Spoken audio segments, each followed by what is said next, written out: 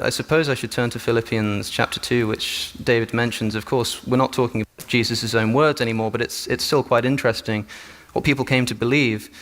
The mindset of Jesus Christ, who being in very nature God, did not consider equality with God as something to be used to his own advantage, but rather made himself nothing, as I'm sure you all know.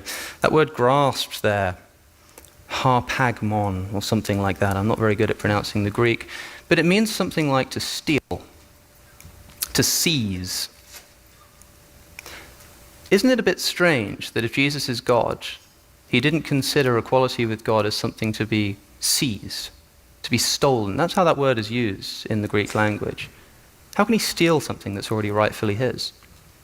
There are essentially two ways to interpret the Greek word arpagmon: something seized or taken by force, or something retained and held tightly. So either you don't have it yet but are going after it, or you have it and are currently holding on to it.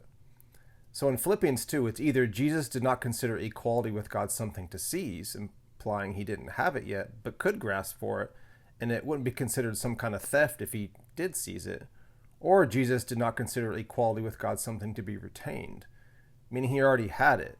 It was his present possession, but he wasn't inclined to perhaps remain in that state. The context of Philippians 2 proves Alex's interpretation hunch false.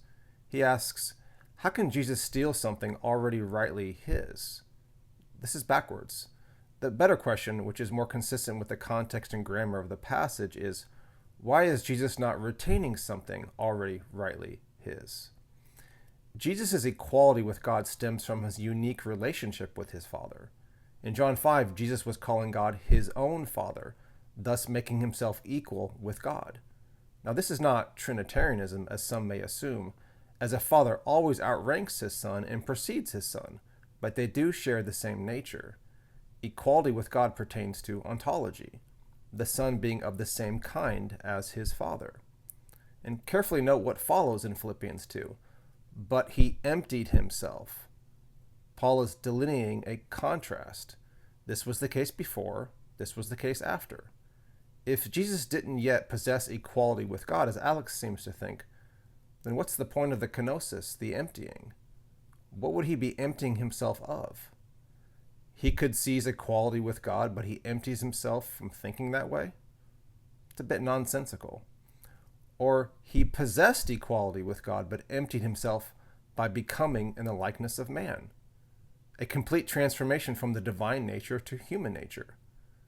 Now, this is an actual emptying and a more cogent understanding of the passage. Alex may not want to concede to Trinitarianism, but he doesn't have to. This proper understanding destroys the concept of the hypostatic union, a Trinitarian pillar, but that's a topic for another video.